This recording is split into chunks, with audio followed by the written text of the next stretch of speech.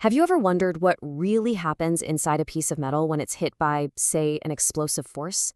I mean, we see the aftermath, right? The dent, the crack, the break. But in that very first instant of impact, deep down at the atomic level, a secret and incredibly violent transformation is taking place. And today, we're going to pull back the curtain and see it happen. So, a shock wave from an impact, it blasts through solid metal in nanoseconds. And just to be clear, we're talking billionths of a second.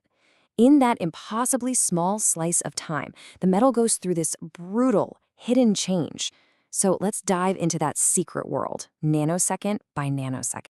Okay, so how in the world do you even study this? It's not like you can just set off explosions and hope for the best. You need absolute control. So scientists use these incredible tools, like gas guns, that fire tiny, hyper-fast projectiles called flyer plates at a target. What this does is create a perfectly flat, totally predictable shockwave. It lets them turn all that chaos into a controlled science, recreating that moment of impact over and over again with amazing precision. All right, so we've created the perfect shock. Now, let's zoom in, and I mean way in. We're going down past what any normal microscope could ever see, right down to the level of the atoms themselves. We're about to witness 3 fundamental transformations that happen when a piece of metal meets this kind of extreme pressure. You can almost think of it like a 3-act play happening in a flash. First, the metal actually gets stronger through something called work hardening. Then, it can go through a really dramatic identity crisis called a phase change.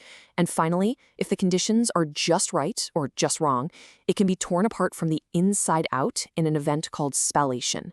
Let's break each of these down. So that first act is basically a case of what doesn't kill you makes you stronger. Seriously, imagine the atoms inside the metal are all arranged in a perfect, neat crystal grid. The shock wave just smashes right through that grid, creating this tangled mess of defects and dislocations. But here's the crazy part. That internal damage actually locks the atoms in place, making it harder for them to slide past each other. The material becomes harder and stronger. It's why metals like aluminum and copper are actually tougher after being shocked. But sometimes the shock is so intense that it does way more than just damage the crystal structure. It forces the atoms to completely abandon their old arrangement and reorganize into a brand new pattern. Think of it this way. It's not just bending the metal anymore, it's changing the fundamental rules of how its atoms are stacked together. And it all happens in an instant. And just to give you a sense of the forces we're talking about, let's take a look at iron. To force this kind of transformation, you've got to hit it with a pressure of at least 13 gigapascals. Now, what does that even mean? Well, it's like taking the pressure of more than 130,000 Earth atmospheres and focusing it all onto a single point, in a flash. It's a truly mind-boggling amount of force. And this slide shows that transformation perfectly. On the left, you see iron's normal atomic layout. It's a body-centered cubic structure. It's relatively open. But then you hit it with that immense pressure, and boom, look at the right. The atoms are forced into this much denser, more tightly packed hexagonal arrangement. It's a complete atomic makeover, all in a nanosecond. And that brings us to our third and final act, spallation. This is where the physics gets really interesting. The very same compression wave that crushes the metal can also be what completely destroys it. You see, when the shock wave hits the far side of the metal, the free surface, it bounces back. But it doesn't reflect as a compression wave. It reflects as a tension wave, a pulling force. And if that pulling force is strong enough, it literally rips the material apart in layers, from the inside out. So all of this is happening in a billionth of a second, which leads to a pretty natural question, right?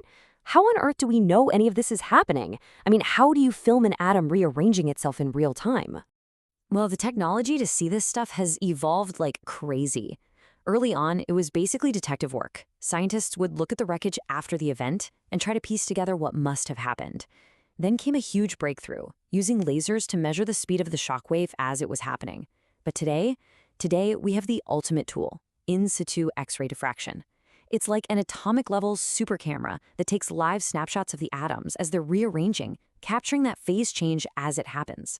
It's literally the difference between studying a fossil and having a live video feed of a dinosaur. Now, as fascinating as all this science is, it is definitely not just an academic exercise. Mastering this nanosecond world has some huge implications for our world. This kind of research is the bedrock for technologies that protect us and let us push the boundaries of what's possible. Just think about it for a second. If you want to build armor that can stop a high-speed projectile, you absolutely need to understand work hardening and phase changes to absorb all that energy. If you're designing spacecraft that can survive getting blasted by micrometeoroids, you have to know how to prevent spallation. This knowledge is critical pretty much everywhere, from military tech to ensuring the safety of our nuclear stockpile without having to do full-scale tests. It really all comes down to this idea right here. To build something that won't break, you first have to understand, at the most basic, fundamental atomic level, exactly how and why it breaks. This research gives us that blueprint for designing the next generation of supermaterials. But, this story is far from over.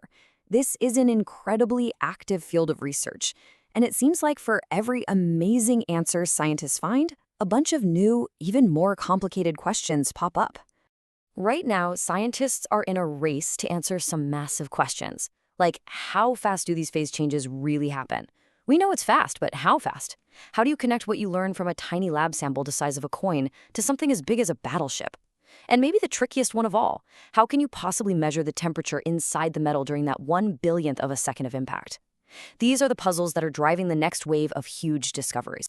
And this all brings us to one final, really thrilling thought. We are learning to see, to predict, and maybe someday even control the behavior of matter in its most extreme and fleeting state. By mastering this nanosecond world, we're not just learning how to make things stronger. We are opening the door to designing and building materials with properties that today we can only dream about. The future, it seems, is being forged in these billionths of a second.